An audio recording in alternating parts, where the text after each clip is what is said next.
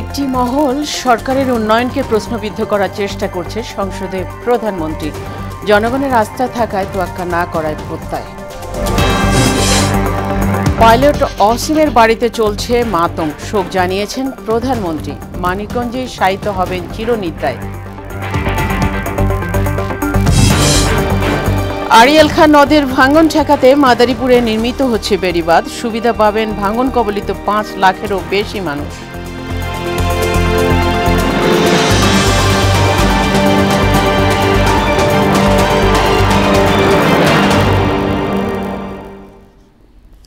আসসালামু আলাইকুম, সবাইকে মৌনা সংবাদ সারা দেশে স্বাগত। শুনছিলেন শিরোনাম, সঙ্গে আছি ফাতেমা রশিদ। এবার বিস্তারিত। আওয়ামী লীগ দেশ ও মানুষের কল্যাণে কাজ করলেও একটি মহল সরকারের উন্নয়নকে প্রশ্নবিদ্ধ করার চেষ্টা করছে বলে মন্তব্য করেছেন প্রধানমন্ত্রী শেখ হাসিনা। তবে জনগণের আস্থা ও বিশ্বাস থাকায় কাউকে পরোয়া করেন না বলেও জানান তিনি। বৃহস্পতিবার দ্বাদশ জাতীয় সংসদের সমাপনী ভাষণে প্রধানমন্ত্রী এসব কথা বলেন। এ সময় তিনি বলেন, দেশে ঋণ খেলাপির সংস্কৃতি চালু করেছিলেন জিয়াউর রহমান। এরপর তা এরশাদ ও খালেদা জিয়ার মাধ্যমে বৃদ্ধি পায়। শেখ হাসিনা আরও বলেন, ভোট পাবে না জেনেই নির্বাচনে অংশ নেয়নি বিএনপি। দ্রুত বিদ্যুৎ উৎপাদন করতে চাই, তা শুধু সরকার দিয়ে করলে তো হবে না, আর ব্যক্তিগত দিতেই হবে। আর ব্যক্তিগত না দিলে তো কর্মসংস্থানও বাড়ে না। জনগণের কাছ থেকে কিন্তু আমাকে দূরে সরাতে পারবেন না। আমার একটা শক্তি হচ্ছে জনগণ, তাদের শক্তি নিয়েই আমি চলি। সেখানে একটা আস্থা সৃষ্টি হয়েছে জনগণের মাঝে যে আমি তাদের জন্য কাজ করি। কাজে ওই আস্থা বিশ্বাসটাই হচ্ছে আমার একমাত্র সম্বল। বিমান দুর্ঘটনায় নিহত পাইলট আসিম জাওয়াদারের বাড়িতে চলছে শোকের মাতম। একমাত্র ছেলেকে হারিয়ে জীবন সংশয়ে মা নীলুফা খানম। বৃহস্পতিবার বিকালে মানিকগঞ্জ শহরের গোল্ডেন টাওয়ারে আসিমের বাড়িতে এই চিত্র দেখা যায়। আসিম মানিকগঞ্জের সাটুরিয়া উপজেলার গোপালপুর গ্রামের মোহাম্মদ আমানুল্লাহর একমাত্র ছেলে। তার বাবা পেশায় চিকিৎসক এবং মা অবসরপ্রাপ্ত শিক্ষক। পরিবারের প্রতি আসিমের অগাধ টান এবং প্রচণ্ড দায়িত্ববোধ ছিল বলে জানান তার পরিবার। দেশের জন্য নিজের জীবনকে উৎসর্গ করে দিল। ওর মধ্যে কোনো অহংকার বোধ ছিল না, সবার সাথে মিশত, সদালাপি ছিল। খুবই একটা নম্র ভদ্র। মায়ের প্রতি তার যেরকম ভালোবাসা ছিল, সে 3 বেলা মা খাইছে কিনা সেটা। চট্টগ্রামের পতেঙ্গায় বিমান বিধ্বস্ত নিহত পাইলট অসীম জাওয়াদারের অকাল মৃত্যুতে শোক জানিয়েছেন প্রধানমন্ত্রী শেখ হাসিনা। তার আত্মার মাগফিরাত কামনা করে শোক সন্তপ্ত পরিবারের প্রতি গভীর সমবেদনাও জানান তিনি। এদিকে বিমান বাহিনী প্রধানের নির্দেশ ক্রমে দুর্ঘটনার কারণ উদ্ঘাটনের জন্য ইতোমধ্যে বাহিনীর একটি উচ্চ পর্যায়ের তদন্ত কমিটি গঠন করা হয়েছে। বৃহস্পতিবার শাহ আমানত আন্তর্জাতিক বিমানবন্দরের জহুরুল হক ঘাঁটি থেকে উড্ডয়নের পরপরই বিমানটিতে যান্ত্রিক ত্রুটি দেখা দেয়। এ সময়ের চাকায় নিচে অংশে আগুন ধরলে পরে সেটি খণ্ড হয়ে বোট ক্লাবের পেছনে কর্ণফুলী নদীতে পড়ে। এ অবস্থায় বিমানের পাইলট এবং কো পাইলট প্যারাশুট দিয়ে নিচে নেমে যান। গুরুতর আহত অবস্থায় তাদের উদ্ধার করে হাসপাতালে নেওয়া হলে সেখানে পাইলট অসীম জাওয়াদারের মৃত্যু হয়। এদিকে দুর্ঘটনায় পতিত বিমানটিকে উদ্ধার কার্যক্রম চলমান রয়েছে।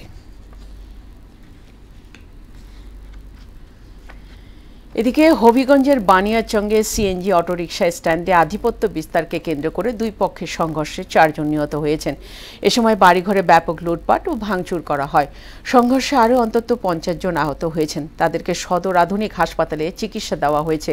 ঘটনাস্থলে 2 জন নিহত হয়েছেন। তারা হলেন সিএনজি অটোরিকশা চালক আব্দুল কাদির, সিরাজ মিয়া। পরে হাসপাতালে লিলু মিয়া এবং আনু মিয়া নামের আরও 2 জন মারা যায়। বানিয়াচং সার্কেলের অতিরিক্ত পুলিশ সুপার পলাশ রঞ্জন দে জানান, হাঙ্গামাকারীদের ধরতে অভিযান চলমান রয়েছে। মাদারীপুরের শিবচরে আড়িয়াল খাঁ নদের ভাঙন ঠেকাতে 222 কোটি টাকা ব্যয়ে নির্মাণ করা হচ্ছে 6.5 কিলোমিটার দীর্ঘ স্থায়ী বেড়িবাঁধ। এরই মধ্যে কাজের অগ্রগতি 80%। প্রকল্পটির কাজ শেষ হলে সুবিধা পাবেন নদী ভাঙ্গন কবলিত 5টি ইউনিয়নের 5 লাখেরও বেশি মানুষ। মাদারীপুর প্রতিনিধি আরিফুর রহমানের তথ্যে আরও জানাচ্ছেন জেসমিন আলম। গেল 15 বছর আগে আড়িয়ালখা নদের ভাঙনে তলিয়ে গেছে মাদারীপুরের শিবচর উপজেলার শিরাইল ইউনিয়নের কয়েকটি গ্রামের ঘরবাড়ি, ফসলি জমি ও সরকারি বেসরকারি স্থাপনা। বর্ষায় পানি বেড়ে গেলেই আতঙ্ক ভর করত সবার মনে। আড়িয়ালখা নদের ভাঙনে এরই মধ্যে নিঃস্ব হয়ে গেছে অনেক পরিবার। তবে এখন অবস্থা পাল্টেছে। নির্মাণ করা হচ্ছে 6.5 কিলোমিটার দীর্ঘস্থায়ী বেড়িবাঁধ। সবার চোখে মুখে আনন্দের হাসি। বেড়িবাঁধ নির্মাণের ফলে নতুনভাবে বেঁচে থাকার স্বপ্ন দেখছেন বাসিন্দারা। এই নদী ভাঙনে আমরা বহুত কষ্ট করছি। আমার দাদা চাচার কবরও সব নদীতে চলে গেছে। পাথর ফেলাইতেছে, এই উসিলায় আমরা নদীর পারে এখন বাড়ি ঘর নিয়ে আসি। আল্লাহ রাখছে ভালো, আশা করি আর ভাঙবে না। বেড়িবাঁধ হয় হিন্দি একটা রাস্তা হবে, তা রাস্তা হইলে মানুষের নিকে খুবই একটা সুবিধা। আমাকে ঘর বাড়ি যা ছিল সবই নদীতে ভেঙে নিয়ে গেছে, বিলীন হয়ে গেছে। এখন বেড়িবাঁধের কারণে একটু মনে হয় সমস্যা ভালো হবে।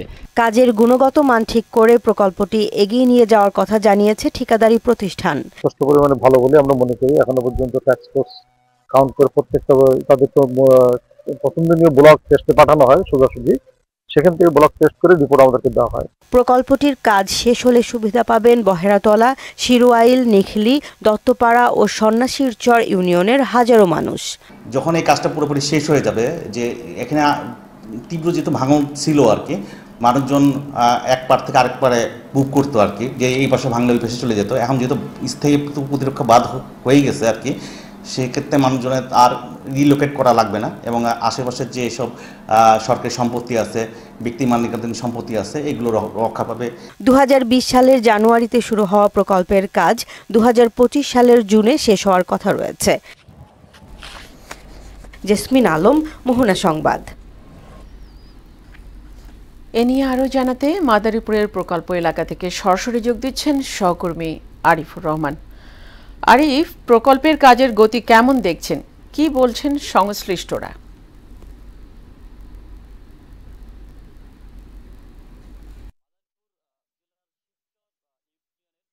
আড়িয়ালখা নদীর পারে যারা বসবাস করছে, অনেক লোক ছিল, তারা কিন্তু প্রতি বছর যখন বন্যা শুরু হয় তারা কিন্তু একটা আতঙ্কের দিন থাকতো।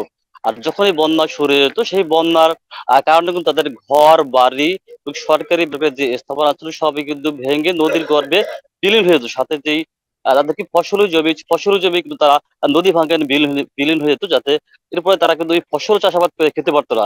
এবং যারা নদী গর্ভে বিলীন হয়ে যেত তারা কিন্তু আসলে খুব মানবতা জীবনযাপন অস্বাভাবিক জীবনযাপন করতো।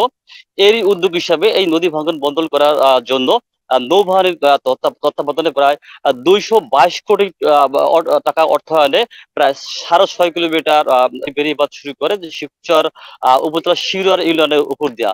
আর এই বেড়িবাঁধ নির্মাণের ফলে এখানকার যে মানুষ তারা কিন্তু এখন আশার বা বুক সঞ্চয় করতে পারছে যে নির্মাণের ফলে তারা স্থায়ী যে বেড়িবাঁধ হচ্ছে তারা কিন্তু একটা বুকের স্বপ্ন দেখতে পাচ্ছে, যে এই স্বপ্নের মাধ্যমে তারা লালন পালন করতে পারছে যে এখানে তার এখন আর বাড়ি ঘর ভেঙে যাবে না, বাড়ি ঘরে তারা স্থায়ী বসবাস করতে পারবে এবং তাদের যে ফসলি জমি আছে এই ফসলি জমি চাষাবাদ করতে পারবে এবং তারা একটা আস্থার বুক বাঁধতে পারছে। আমরা কথা বলেছি যে এখানে খুলনার একটি ঠিকাদারি প্রতিষ্ঠান দাদা আব্দুল কাদের খানের সাথে, তাদের সাথে কথা বলছি। তারা কিন্তু প্রায় অলরেডি 80% কাজ সম্পূর্ণ করতে পারছে এবং তারা কিন্তু সর্বক্ষণে তত্ত্বাবধান করতেছে, তারা সর্বোচ্চ মান ঠিক রেখেছে এই কাজটা বাস্তবায়ন করতে পারে সেই দিকে তারা খেয়াল রাখতেছে। আমি কথা বলছি মাদারীপুর পানি উন্নয়ন বোর্ডের কর্মকর্তা সাদাল হকের সাথে। তিনি আমাদেরকে জানিয়েছেন যে এই বেড়িবাঁধের ফলে যে এই বেড়িবাঁধ শিবচর উপজেলার প্রায় কয়েকটি ইউনিয়নের প্রায় 5 থেকে 7 লক্ষাধিক মানুষ তারা কিন্তু এখানে তাই বেড়িবাঁধের ফলে তারা কিন্তু এই রক্ষা পাবে। তারা কিন্তু বেড়িবাঁধে আগামীতে বেড়িবাঁধে ভাঙবে না আর সেরকম কথা জানিয়েছেন। এবং তিনি আমাদেরকে জানিয়েছেন যে এই আড়িয়ালখা নদীর পরে আরো যত এর শিরোলের বাইরে আরো যত নদী আছে সেখানকার যে ভাঙন যে কবলিত এলাকা আছে সেটা পর্যায়ক্রমে সেখানে আরো হবে। তা আমার কাছে আমি যে বলতে চাচ্ছি যে এই যদি মাদারীপুর জেলায় প্রত্যেকটা নদীর এলাকা যদি এভাবে বেড়িবাঁধ হয় তাহলে কিন্তু মাদারীপুর নদীর পরে বসবাসরত যে মানুষগুলো আছে তারা কিন্তু আসলে আস্থা পাবে, তারা কিন্তু ওটা সঞ্চয় করতে পারবে যে পরবর্তীতে নদী ভাঙন থেকে তারা মুক্ত হবে। এই ছিল মাদারীপুর থেকে আমার নদী ভাঙন কবলিত এলাকা থেকে সর্বশেষ। ফাতেমা। আরিফ, আপনাকে ধন্যবাদ। সারা দেশে উপজেলা পরিষদ নির্বাচন সুন্দর ও নিরপেক্ষ হয়েছে বলে দাবি করেছেন স্বরাষ্ট্রমন্ত্রী আসাদুজ্জামান খান কামাল। সাভারের জাহাঙ্গীরনগর বিশ্ববিদ্যালয়ে 2022-23 শিক্ষাবর্ষের প্রবেশিকা অনুষ্ঠানে যোগ দিয়ে সাংবাদিকদের সঙ্গে আলাপকালে তিনি কথা বলেন। স্বরাষ্ট্রমন্ত্রী আসাদুজ্জামান খান কামাল আরও বলেন, উপজেলা নির্বাচনে প্রশাসন সারা বাংলাদেশে নিরপেক্ষ ভূমিকা পালন করেছে, তাই ভোটাররা তাদের পছন্দের প্রার্থীদের ভোট দিতে পেরেছেন। সরকার কোনো হস্তক্ষেপ কামনা করেনি এবং কোথাও কোনো ধরনের অনাকাঙ্ক্ষিত ঘটনা ঘটেনি। বিচার, জামিন এবং হাজিরার জন্য ধনীদের আদালতে আসতে হয় না। দিনের পর দিন যত কষ্ট ও বিড়ম্বনা পোহাতে হয় পরিবারকে, গরিবকে। সঠিক সময়ে বিচার না পেয়ে এমন অনুরোধ জানিয়েছেন সাধারণ মানুষ। খোঁজ নিয়ে জানা যায়, সারা দেশে আদালতে ঝুলে আছে 40 লাখের বেশি মামলা। 15 বছরে যার পরিমাণ হয়েছে দ্বিগুণ। যথাসময়ে ন্যায় বিচার নিশ্চিতে সংশ্লিষ্টদের দায়িত্বশীল হওয়ার বিকল্প নেই বলে মনে করেন ঢাকা মহানগর দায়রা জজ আদালতের পাবলিক প্রসিকিউটর আব্দুল্লাহ আবু। মামলা জট নিয়ে রেজা খানের 3 পর্ব প্রতিবেদনের আজ প্রথম কিস্তি। ঢাকা কোর্টে ছিল, ওইখানে থেকে আবার হাইকোর্টে আনছে, হাইকোর্টে থেকে আদালতের বারান্দায় ঘুরে ঘুরে বিচার না পেয়ে এমন আকুতি এই মায়ের মতো অসংখ্য মানুষের। আমার ছেলে জেলের ভিতরে কান্না করতেছে, ঘরে বাইর করা পারতাছি না। যারা উচ্চশিক্ষিত লোক, যারা শিল্পপতি, ওনারা কোর্টে আসে না, ওনারা অফিসে বসে হাজিরা দেয়। রাস্তায় হাজিরা দিতেছি, হয়রানি হইতেছি। যেইভাবে আমাদের ঘুরাইতে আছে সেইভাবে আমরা ঘুরতেছি। সারা দেশের আদালতে বর্তমানে 40 লাখের বেশি মামলা ঝুলে আছে। উচ্চ ও নিম্ন আদালতে 15 বছরের ব্যবধানে বিচারাধীন মামলা জট হয়েছে দ্বিগুণ। গেল বছর আইন মন্ত্রণালয় সম্পর্কিত সংসদীয় স্থায়ী কমিটির বৈঠকে আইন কমিশনের প্রতিবেদনে এ তথ্য জানানো হয়। আমি বড় লোকদের তো ঘরে বসে জামিন, আজকে শেষ হয়, কালকে শেষ হয়, এমনকি কিছু টাকাও নিছে, কিন্তু মামলা শেষ হইতেছে না। এই মামলা যে কবে শেষ হইব আর কিভাবে খারিজ পাবো? 20 বছরও একটা কেস শেষ হইতেছে না। দিতে দিতে তার বিটা নিঃসঙ্গ যায়, তাও কেস চালাইতেই থাকে। মামলা জটের প্রধান কারণ বিচারকের স্বল্পতা। দেশে 94,444 জন মানুষের বিপরীতে বিচারকের সংখ্যা মাত্র 1 জন। জেলা ও দায়রা জজ সহ অন্য আদালতে বর্তমানে বিচারকের সংখ্যা প্রায় 2000। প্রতি জেলায় বিচারক প্রতি মামলা আছে 2033টি। দেখা যায় যে সাক্ষী 10টা 15টা 20টা ডেটও যায়, তারপর তো সাক্ষী আসে না, সেই ক্ষেত্রে তো এটা জটটা পড়েই থাকে। মামলা জট নিরসনে পরিকল্পনাতেই সীমাবদ্ধ উদ্যোগ। তবে এ ব্যাপারে সংশ্লিষ্ট সবাইকে আরও দায়িত্বশীল হওয়ার পরামর্শ দেন রাষ্ট্রপক্ষের এই আইনজীবী। দ্রুত মামলা নিষ্পত্তি করার জন্য এখানে ডিফেন্স বলেন, প্রসিকিউশন বলেন, আদালত সবাইকে এক জায়গায় কাজ করতে হবে। তো সবাই যদি সিনসিয়ারলি অনেস্টলি কাজ করে, তাহলে জট অনেক নিরসন হয়ে যাবে। বিচার ব্যবস্থার ওপর সাধারণ মানুষের আস্থা ধরে রাখতে মামলা জট কমানোর বিকল্প নেই বলে মনে করেন তিনি। অনেক সময় দেখা যায় মামলাগুলি পেন্ডিং থাকে, কিন্তু মামলার কোনো তদন্ত হয় না। রেজা খান, মোহনা সংবাদ, ঢাকা। অনুকূল আবহাওয়ায় এবার ফরিদপুরে ভুট্টার বাম্পার ফলন হয়েছে। ন্যায্য মূল্য পেলে খরচ বাদে ভালো মুনাফার আশা করছেন চাষিরা। উৎপাদন নিশ্চিত সহ আবাদের আওতা বাড়াতে পারে কৃষকদের সহায়তা করছে কৃষি বিভাগ। ফরিদপুর থেকে আশিস পোদ্দার বিমানের তথ্যে আরও জানাচ্ছেন Sharmin Swarna.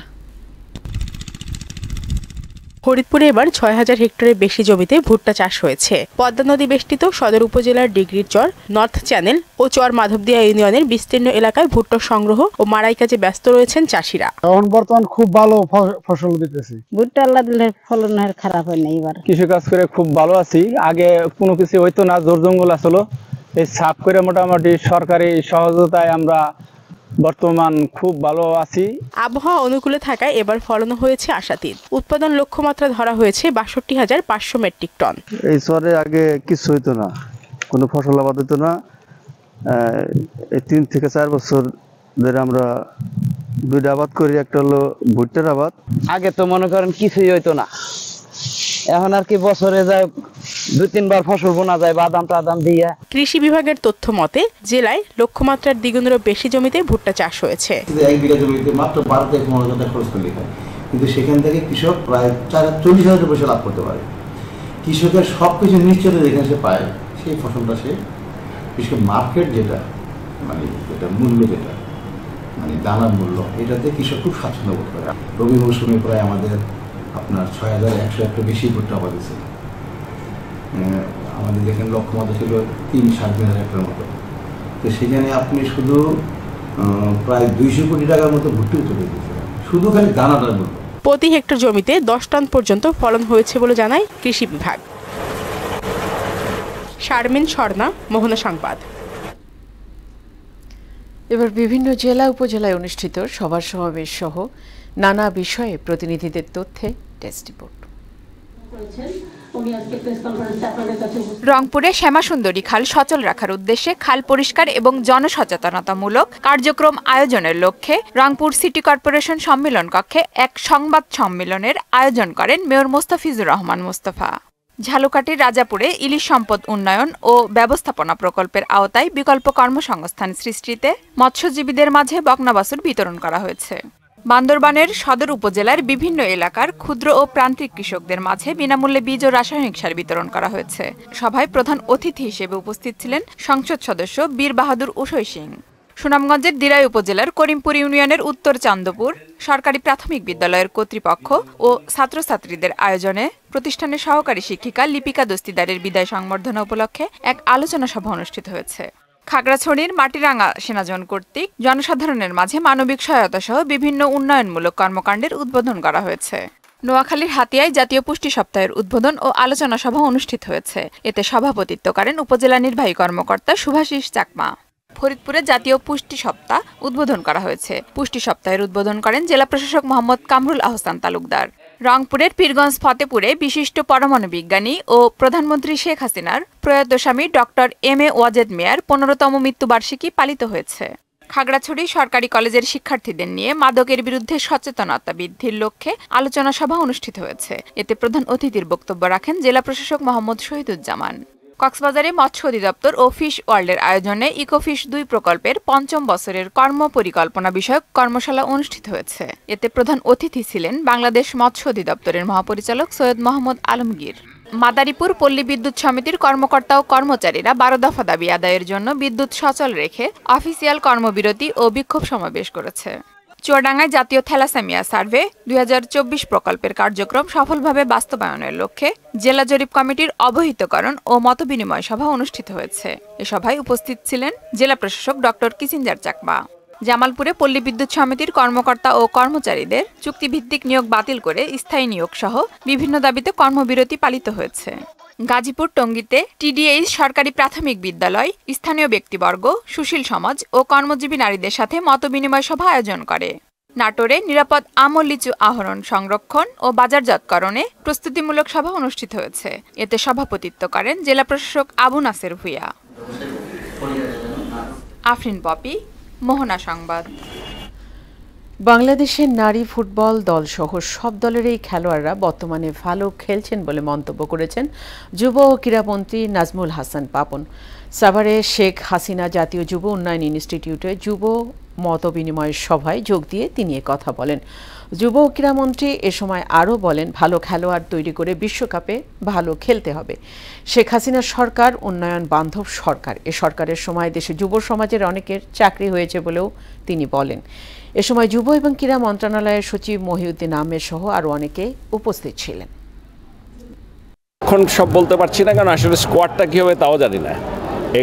Ultimately world cup স্কোয়াডটা কী হবে তা জানি, তবে আন্দাজ করা যায় যে একটা দুটা হয়তো এদিক সেদিক হতে পারে, বাকি 11 জনের মধ্যে 9 জন তো এমনি বলে দেওয়া যায় যে কারা খেলবে। এখন ধরেন পেসার যে কাকে খেলাবে এটা তো এখন এইখান থেকে বলতে পারবো না, ওরা ওখানে গিয়ে বলতে পারবে।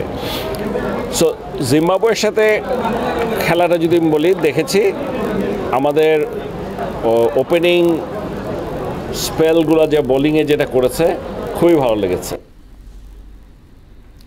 শেষ করব মোহনা সংবাদ সারা দেশ যাওয়ার আগে শিরোনামগুলো আরও একবার।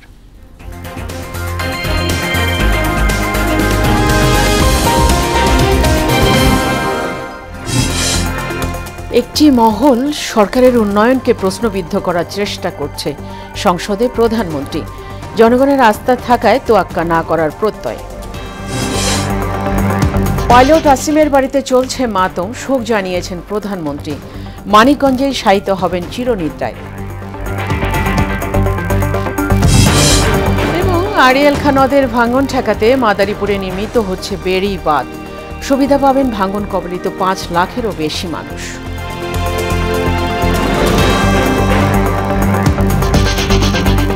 এই ছিল মোহনা সংবাদ সারা দেশে। পরবর্তী সংবাদ দুপুর 1টায়। এছাড়া মোহনার সবশেষ খবর জানতে ভিজিট করুন www.mohna.tv। সংবাদ দেখতে পারেন ফেসবুক ও ইউটিউবে। এতক্ষণ সঙ্গে থাকার জন্য সবাইকে ধন্যবাদ।